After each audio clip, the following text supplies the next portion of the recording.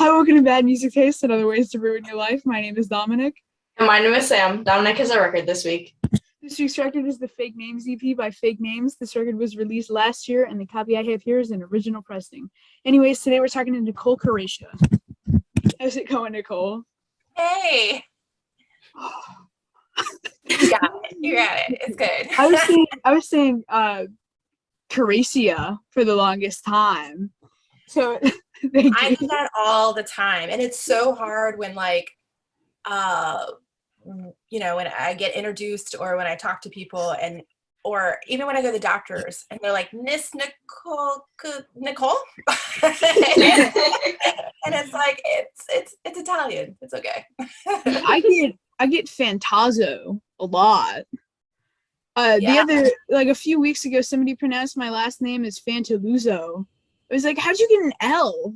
Right? People just, I get it. I get Caracia, I get all these different names. And I'm like, I'm just Nicole. That's cool. Anyways, how did you get into photography? So I was given a camera from my father at the age 12. And then my history is actually, which was really cool meeting you guys, is that I started going to shows and kind of got in the music industry at a very young age, 12 actually. And in that time progressed, I guess I'll go a little bit back history is I started at 12 going to shows, and then around 14, 15, I started booking shows. I started doing merch. I started marketing. I started a company called Rock Art Promotions. And at that time, I built myself up in the music industry. And then when I was 21, I went to work for Sony Records. And after that, I went and did marketing for Ramsed. So with the connection I've built in the music industry, photography was always kind of my other passion. About 9 years ago, I started working at a community art center called Chesapeake Art Center. And my boss at the time was like, you're surrounded by lots of artists. What is your art? And at that time, I was like, I don't really know. I've always been kind of the behind the scenes person and did all these things with bands. And that's my passion. But I always had a camera with me. And then she goes, well, you're going to do a gallery show. I'm like, I've never done a gallery show. I don't even know how to print my photos or anything, And she's like, figure it out and do it. And with that, it pushed me to show my art. And when you started getting the feedback from people that you don't even know the talent you had and the confidence you get from people, it only pursued me to push it further. And with that, connections and my background in the music industry has led me with networking and pursuing to where it's opened so many doors, that I am a house photographer for 930 Club. I work with Ramsed Live, the Fillmore, I shoot for them. Anytime national bands come in, they contact me and hire me, and it's just kind of grew really fast. So when I met you guys, I was so inspired of what you guys are doing, because it kind of took me back to like when I started, and how it is really cool to see, at a young age where you can take it, especially when you have the passion and the drive. And then if you continue it, it's only going to open so many doors. And I think a lot of people forget that networking is huge in what we do. And so the more you show that you have the dedication and the passion and the drive and the knowledge, then it will only go, as far as you want it to go. And so I'm so blessed and so lucky that I get to work with so many artists all the time and get to kill two birds with one stone. I get to go rock out at a show, and I get to keep those memories when I get to shoot them. And that's important as I get older. Memory is not, it's not always there for me. So I look back and I see through the times that I got to work with all these different bands, and it's kind of started there at your age, which is cool. Yeah, I mean, you mentioned networking, and I mean, we wouldn't have gotten like half of the interviews without like meeting like people and them being like, so who else do you want to talk to? Yeah.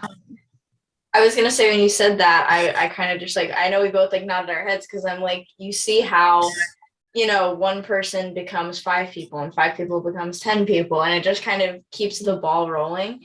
And I think like being able to do that, especially, I mean, I know everybody talks about obviously how media has grown, but like being able to do that just like with a keystroke now and just that being like our normal, I think is really interesting too. Well, it is. It's different from the time when, I was doing it to where you guys are now. And you're right. Media, I mean, anyone could get on social media. And if you are active on social media and becomes, an influencer, we say, it's easy to grow in that way. Sometimes when I get into a pit, I meet other photographers and they're like, what blog do you shoot for? What Instagram are you posting for? And I go, myself. I don't, it's not, I think those are all tools and really great. I suck at writing. I'm really good behind my camera. But I don't, and I think those are great to have, but it's your work and it's literally how you treat other people. Because of, they know that I'm reliable. They know that my work is, I think it's pretty good. And that, and just always staying connected and just being genuinely a good person, then they know that you're out to do the right thing and they want to work with you. And sometimes in the art, I run I'm an artistic director at a nonprofit art center, but I'm surrounded by artists all the time. And I always see, anyone can pick up a camera, especially with an iPhone now. Everyone's a photographer. It's like, how do you stay above, like, how do you stay active all the time? And you do have to be active on social media for sure. But, it's kind of hard because sometimes you're always like, I need to breathe. But sometimes if you breathe, then it's like the next person's right behind you being like, I can do it too, And that's just like, it's always pushing yourself to also improve your art, but it's also tiring sometimes as an artist is, you just want to be like, okay. So. Right, because accessibility has, increased so much, like you said, it feels like it's like stop and go. It's like a race almost. It's like they're right behind you the second you take you take a break. And I think that's a really interesting thing with like creating content because sometimes we just need a break. Like we just need to take that breath and we need to, be able to hop back on with things. But I think that's something really interesting that I think anybody learns with any type of media. Yeah, and every artist has a time where you always question your art. You always question if what you're doing. You question, can you make this a career? You can make it a career. How you survive? Sometimes I will post a photo and be like, "This is the most badass photo," and then like months later, I'll be like, "What the hell was I doing posting that picture?" But it's progression and learning, and also you have to just be, who cares what other people think of it, as long as at that moment I caught what I wanted to and do it, that's really should all matter. But it is hard, it's an artist. So I mean, like the amount of times we've like asked a certain question in an interview and then like a year later look back and been like, Yeah, we'll look back and we'll be like, we probably could have asked something better there. Or like even like right after interviews too. Yeah. We think of things. Like it's you grow, and it is cool because then you can kind of go back and be like, okay, what makes me stand out and ask those questions differently next time? Or, or maybe I should have like asked more about this topic instead of that one. But reality is we're having a conversation, and that, for you guys, it really, when I met you, I saw you guys at the Jawbox show and I was like, oh, that's cool. Like they're rocking out. It's awesome. And then to see you a couple of days later at Nathan Gray's show and it was like, and you tell me what you were doing, I literally was like texting my husband, you're like, wow, these kids are freaking cool. Like I'm talking, it just reminded me back of like why I started what I did and the love and the passion. And like, I hope you guys continue what you're doing because you guys are going down a really cool path for sure. Yeah, Thank and you. like you were talking about, like with passion, it's because we enjoy it so much, it doesn't feel like it's like difficult at all. Like we can always schedule around it because we like talking about it. And music is an endless subject. I could sit here and talk about it for weeks. Like there's so much to get into. There's so much, and it kept me going. I struggled through a lot of depression. And I think that music, music, listening to it got me happy, but also I was built this like community of friends. I was so active in the local scene. I mean, I was going to about 5 shows a night, and like just around that built, there's always the drama and there's always the fun and whatever, but it still built a community, and a lot of friends that I was, going to shows with 12 now are in either bigger bands or they're still active in the music scene in some way. And like, we're still in that community it built. And that's, you can't go back and say that like, that was, it was just the best thing going as a teenager growing up. And it was really interesting because there wasn't a lot of venues that opened up at that time for me to go to. So what did we do? We made venues. We went to churches, asked them and said, can we use your hall? Pizza shops. Paisano's Pizza in Annapolis. We had Good Charlotte. We had people that were performing down there, and we just made it work because we were so eager to have that. And a lot of venues, you had to be 18 and over or 21 and over, and we're like, but there's why? You're young. We love music too, and usually at a young age you have that drive to go out and buy the merch and buy the CDs and everything, and like give us that space to have it. So yeah, and I mean, even just like doing this has led or just opened so many doors. Like, I don't think if we would have started this like 2 years ago, I probably wouldn't have played that show with Combat and like Nathan Gray and whatnot. And it's weird seeing how even if it's not directly related to the podcast, it's led to so much more. Yeah. I mean, I remember at the show you were saying how like you weren't even like aware of some of the stuff that was happening around, and you started getting when you got involved, it started opening the doors, and you're like, oh, there's like a show at my friend's basement. Yeah. Like, and how exploded into this thing. It's funny that you mentioned that because then I was referring to like a house show at my friend Aaron's house, which happened in July of 2021. They're like super sporadic, the shows at his house. And they just did another one on Friday, which I was just at that one. And that goes back to like you saying, well, we made our own venues. Yeah. Yeah. Because like they all have like it's not a huge following, but the following they do have is like they love those bands. Yeah, and there's local bands that has sometimes, I mean, when I started going to shows, literally, here's an example, and I'm not as like, I will say, maybe as I'm younger, your ear also progresses and your music style kind of changes. But Good Charlotte, for instance, I met the twins when they were 16. I was 12, and like literally was going to the shows and no one was there. I mean, two people, me and sometimes my dad or my best friend and like maybe a strange person in the corner. I don't know. But like, they look at that band, how much they exploded.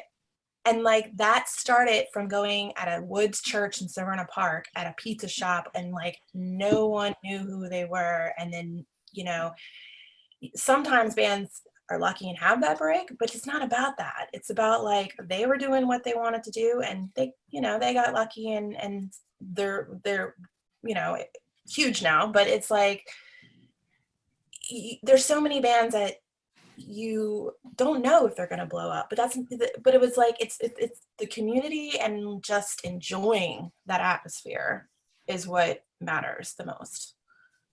Yeah, and like the way that Combat works is like it's kind of like a musical collective, and that kind of revolves around Holden.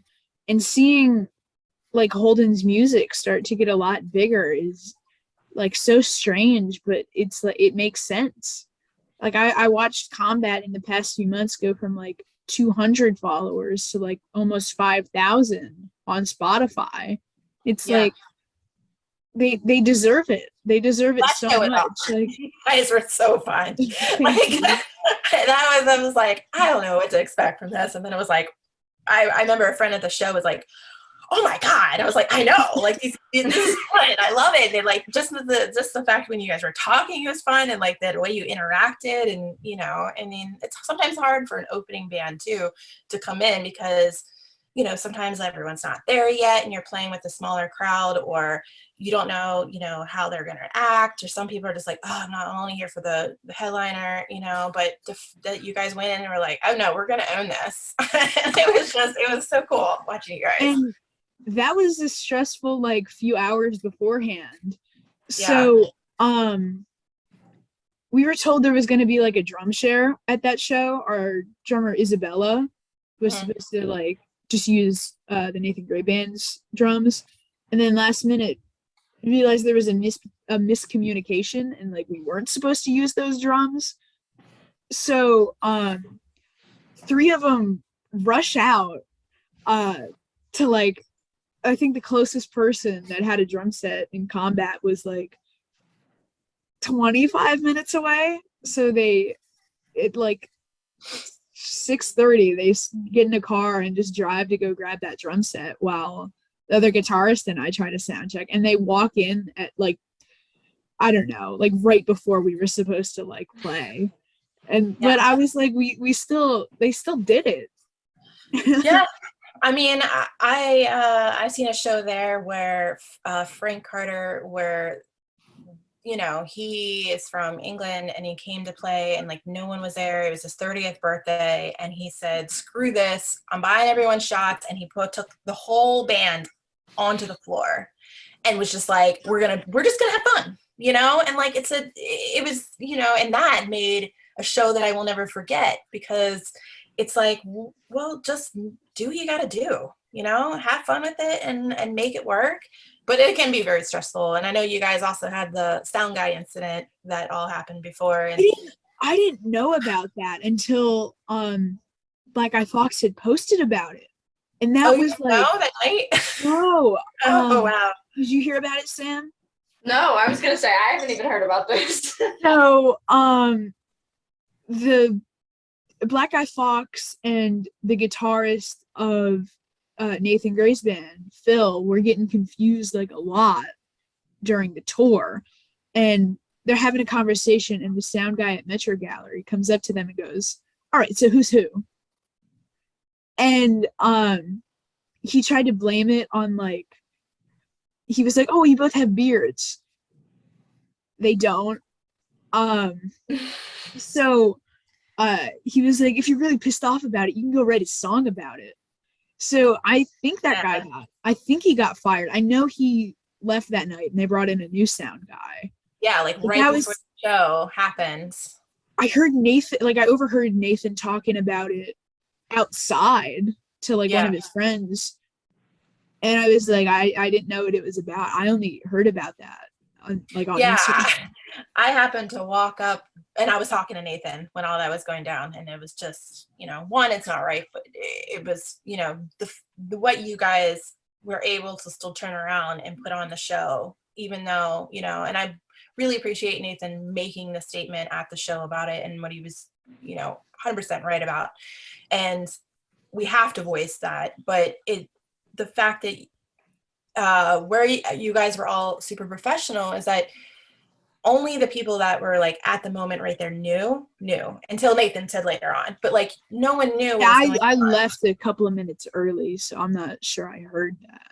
Oh, so yeah, he got off the stage at one point towards the end of the set and like told everyone what went down that night. Mm-hmm. And, you know, it was just, which he should. And, you know, and, but with that, it was just saying is like, if no one knew, the fact of like, you guys were all professional, where you just, a sound guy coming in last minute can also throw off everything. So the fact that like no one in the audience would have known, just shows that, like, you know, everyone just did what they had to do to make the show happen. Yeah, that was such a shock after. Yeah. And like, yeah, I wish I could have seen Nathan's set. We went to go get food and it took a lot longer than expected. Yeah, we were like the only people in the restaurant, but it took And so it took long. like 45 minutes for like chips. Yeah. Because I was like, You missed a really good show. 'Cause it was Yeah, awesome. we saw a little bit of it.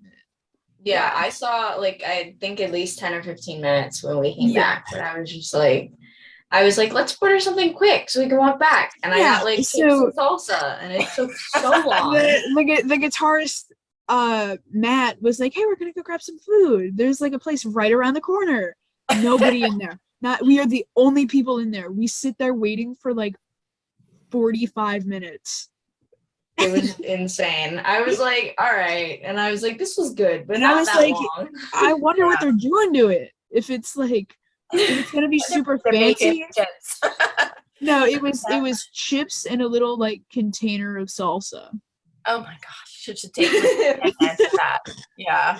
Well, I mean, overall, it was interesting, but it was, you know, the fact that everyone was just so professional about it and just, you know, yet still able to like still able to have a good time despite it was an awesome show. Yeah. And you know, I mean, I've known Nathan and he's always been professional about things, and I love the way he, you know, will bring attention to something that needs to be brought, and he did, but no one would have known, you know.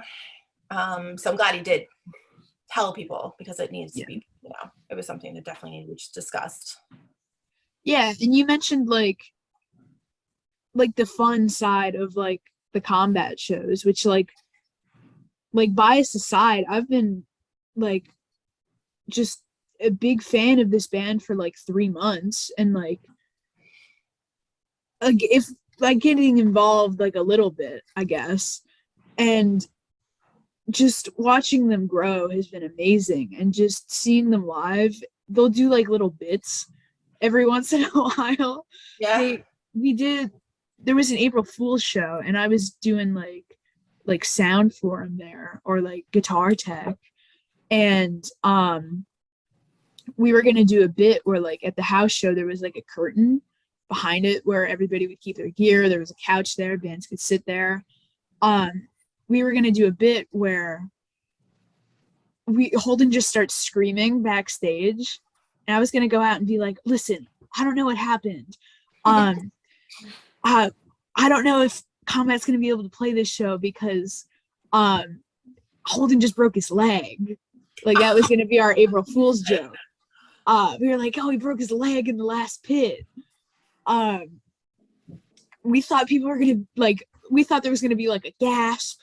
People like, oh no, Combat can't play. People start dying. Like, no, just kidding. Yeah. It was like, oh, they've seen Combat before. Yeah. Jokes. Yeah. So we start to play into it, and the rest of them like pick Holden up and like set him down on like the carpet with the rest of the equipment, and everybody starts chanting like Combat, and he slowly rises back up. He's like, it's because of my varsity jacket. He got a varsity jacket like a while ago for his 18th birthday that has like the letter C on it. Did he even play sports? No.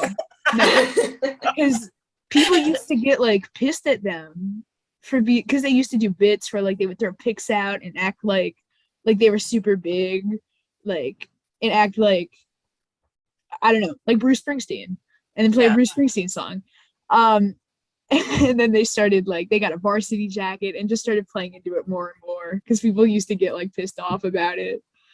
Yeah, but then it created a buzz, didn't it? You know? I mean, yeah. So watching from the outside, it's just been just super fun to watch him grow and have a little bit of involvement, you know? Yeah, I mean, that's where I look back and there's some bands that, you know, I've seen that growth and being involved, and that, you know, it's funny. It's like a couple things is one of my favorite bands growing up was the Goo Goo Dolls, and I got to photograph them. I've worked with them. I've run their meet and greet. I've done their merch. I've been in a video. Like there's like the, experiencing that.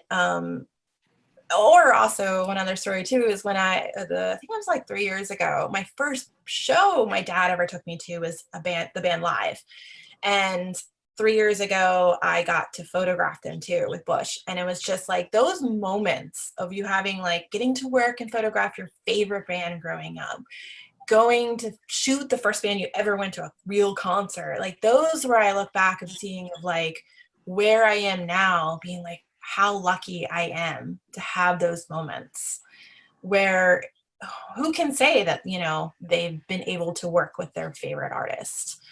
And that to me is like, it's kind of a high, I mean, like, yes, I've been there. I got to do that. I got to experience.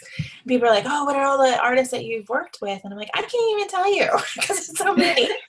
But like, I mean, going back to like Fall Out Boy when they were at the Autobar and no one was there, I mean, there's just so many bands that have grown and you can see where they're huge now. And you're like, yeah, I mean, I was there in that basement watching that band, or, working with them at some capacity before I got into photography. Like I said, either doing the merch or booking them or whatever it was. Like, you never know where they're going to go. And that takes you back into networking. Is, working with them and staying in contact will only open other doors and also give you really badass memories. Yeah, and like Turnstile especially has been one of those bands where you slowly watch them, like not even slowly, but just watch them get so much bigger. Like a few years ago, my friends saw End It, Truth Cult, and Turnstile in like a parking lot, I think. And I mean, now look at them. Truth Cult and Turnstile are about to go on like a huge tour where every show is sold out. Yeah. Like, yeah. And that band came from Baltimore, like that's where it's like, you don't want to miss those opportunities from seeing those local bands because you don't know where they're going to be. And,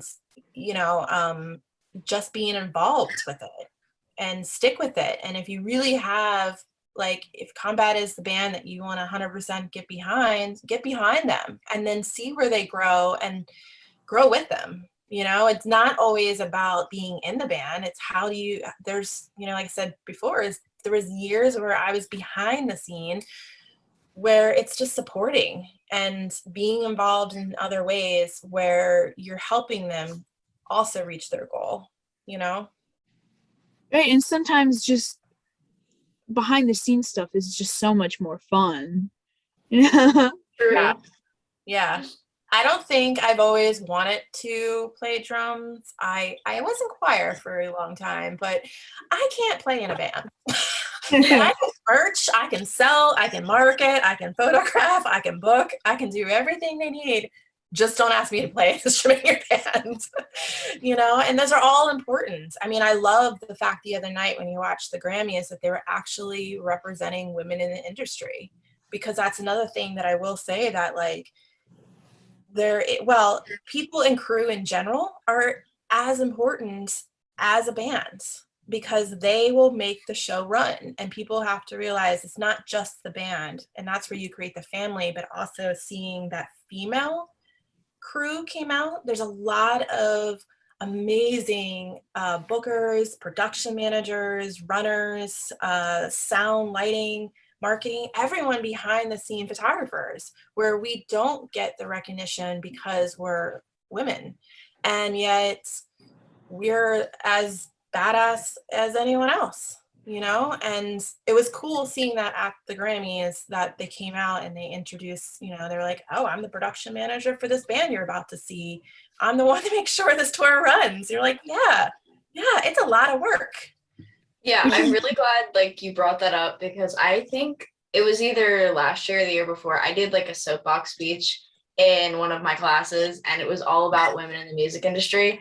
And I mean, it was like timelined as well. And trust me, it's amazing to see like where we've reached and like the new heights we've gotten to over the years. Like you said, like seeing that at the Grammys, I think that was like a big milestone because it was like national recognition. And it wasn't just, somebody saying, oh, I have a female crew or I have a female like guitar tech. No, it was actually shown. And I think like it's amazing to see where we've come, but it's definitely room to keep pushing. Have to keep pushing it. And, unfortunately, there's a lot of times, I will say, being in the industry, you get like, oh, you're a girl, like, oh, you dating the band? Are you what one are you sleeping with? And you're like, that's not at all. Not at all. Like, I'm here and doing the work as much as he's doing the work. And don't assume because I'm a female that that's where my role is. My role is here to do this job. And, it is something that we have to keep talking about and have to keep showing our work and making it present, because you're right. A lot of people don't know that so many women are in the industry. So it is important to keep talking about, for sure. Yeah. So kind of switching it up a little bit, just out of curiosity, what was one of like your favorite shows you've ever gone to? Oh, that's so hard. Oh my God, there's just so many. That's a tough one.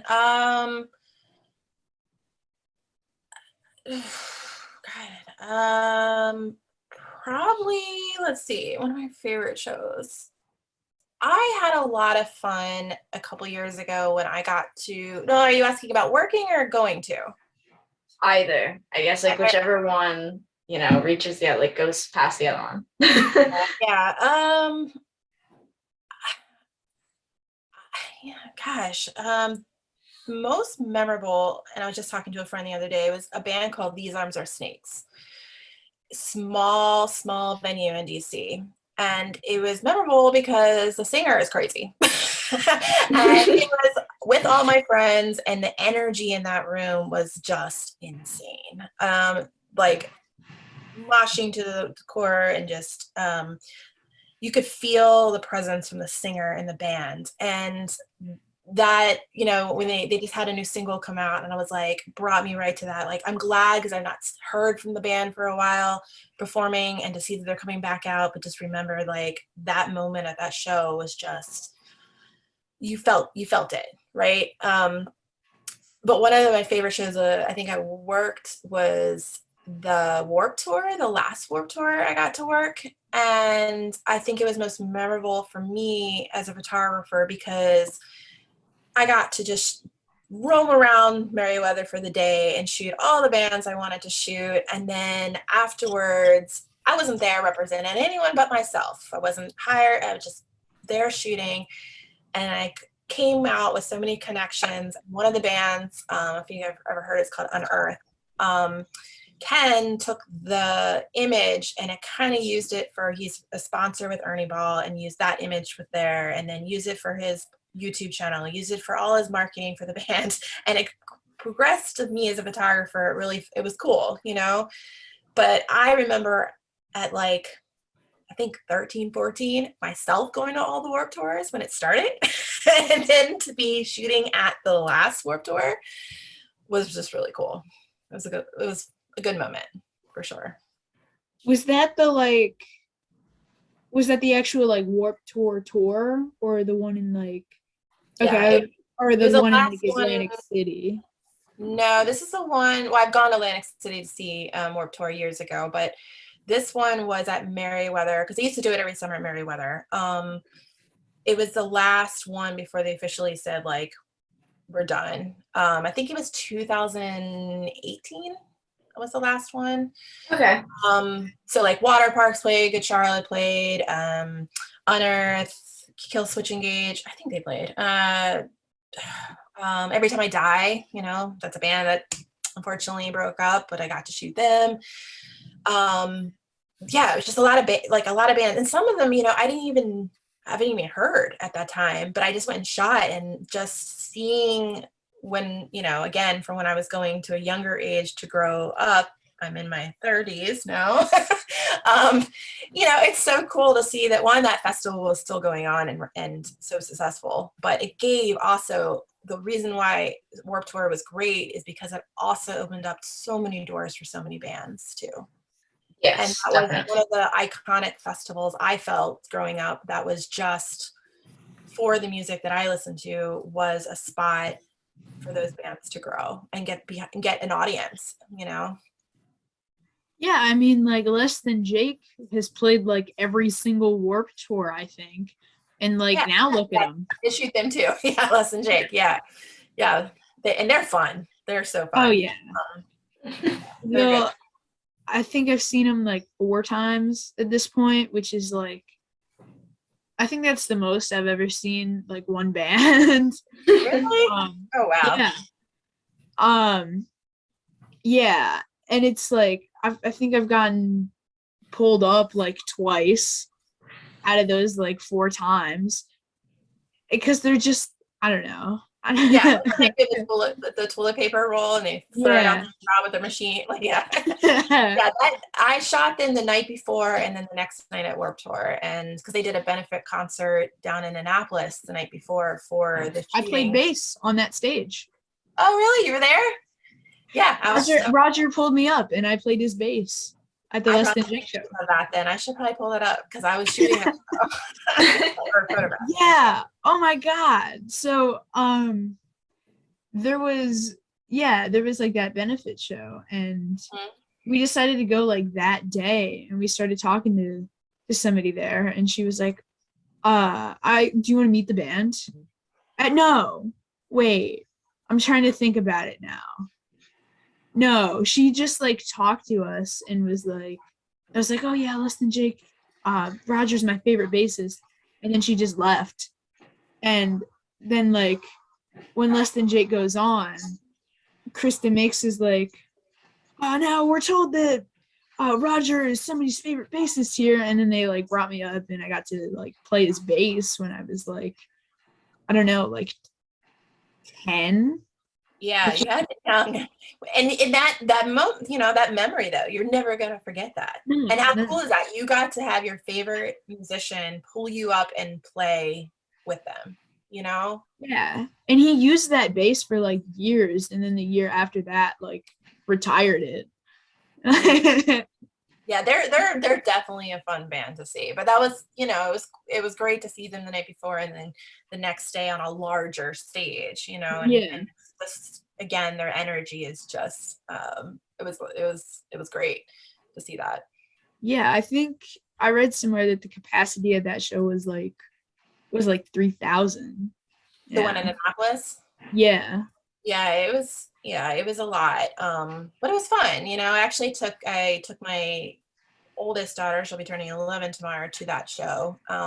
And she, again, for me to see Good Charlotte when I was 12 to then her at a young age getting to see them at that's, and we went backstage and she got to meet some of the guys, and I used to party all the time with them. And so it was like, they're like, oh, you have a child now. I'm like, I have 2. It's like, and that's where it is also cool to see as we're getting older, is like running into even today, my daughter was wearing a Bayside hoodie, and I said, oh, I used to cut their hair and like hang out with them and like party with them, and they've stayed at our house. And she's like, what? I'm like, yeah, these are the stories, but I won't tell you everything until you're older. But yeah, that's where it's become such a family to me, and like I love supporting other artists, and I love just being involved, and I'm so lucky that I get to just do what I love and on a day-to-day basis with them, and they include me in it. Well, Nicole, thank you so much for your time. This was a lot of fun. Thank you guys. Thank you so much. Thank you. So we will rock out again soon, right? Of course. Yeah, I was wondering, because you mentioned like festivals. In, I think, July, I bought the tickets, I should know. Sad Summer Fest at Pier 6 Pavilion. Yes, Water Parks is playing. I saw that water parks was headlining, and I was like, all right, let's go. I was like, we're going. Yeah, we saw water parks in like November, I think. Yeah, I have an ongoing live, Ramsey Live, I think. Or they're coming to We- Ramsey Live too, or Or something. we saw them at the Fillmore. Oh, okay. Yeah. Yeah, I have an ongoing joke with one of my friends who's also a fan of them. It's like every time they're here, I like follow them everywhere. Like from the first time I saw them, I think it was like 2019, I want to say. Like, yeah, because it was like right before COVID, I saw them at Baltimore Soundstage. And even like a month right before that, I met them at the Soundgarden for like a little acoustic meet and greet. And like every time I see them, it always feels like I'm seeing them again, like very soon. So it never feels like there's time in between. Yeah, I actually didn't know who they were, but at Warped Tour when I shot them, I'll have to send you some of those pictures, but they were cool. And I know that they were a band that was kind of supported by Good Charlotte, and so pushed by them, and their brother Josh. So I was like, I like them, and I definitely, that Pier 6 is on my list. I, kind of what I do is I go through all the venues around Baltimore, DC, a little bit of Virginia and PA, and then I kind of write down all the shows that I want to shoot at, and then I contact, the venue, and then it's either like I shoot with them, and if I don't shoot with them, I contact then the band or the record label, depending, and but that show is definitely on my summer list. I don't think next week I'll be at Kaleo, if you guys have heard of them. They're from Iceland. That's at the Anthem I'll be shooting at. And then Chamberlain coming up. Yeah, there's some, I can't wait. I'm so glad that there's so many shows coming back. And that was another thing, at the Jawbox and Nathan's show was the energy right now, because we were shut down of having that place, and just seeing not even the performers back to doing what they love, the people that are working, but also the crowd, the energy. I don't know how you guys feel, but I feel it when I'm at a show right now. It's just amazing, and I'm so glad to have that back. So we'll definitely rock out. We'll stay in touch, and you guys are awesome, and keep doing what you're doing. Thank you. There's like a ton of great shows coming up soon. There's a band called Teenage Halloween that's like playing at Joe Squared next week. That's just killing it right now. Check them out. They have a new record out on I think it's Don Giovanni. And like Brooklyn Vegan announced their tour, and it's, I believe, the first big Teenage Halloween tour. And when I hear that sort of smaller bands have announced a tour, I expect it to be like 5 dates. No, they went all over. They're from Jersey. They went to Virginia, then a couple of East Coast dates, then went to Texas, and then went to California, and are now just making their way back. Yeah. Look at the band Be Well, if you guys are familiar. Oh, yeah. I love all of those guys. And of course, they're all in iconic bands prior to Be Well. But the fact that the last show I saw before the shutdown was their single release party, where I actually got to have one of my photos on their albums. And not only are they just the coolest guys, but their music that album that came out was hit the right time. And it sucks that they couldn't, when that album came out, they couldn't have their CD release party and all that right away. But so many people were like, that was the album I needed at that time. And, now they're about to go on tour with, Newfound Glory. They've just got done playing with Tim Berry and Hot Water Music and Strike Anywhere. And just seeing them explode is just so cool. And they're, again, right in our backyard. Yeah. Well, thank you so much. You're welcome. So, all right, guys, well, have a good night, and we'll chat soon. Thank you, you too. Yes, bye.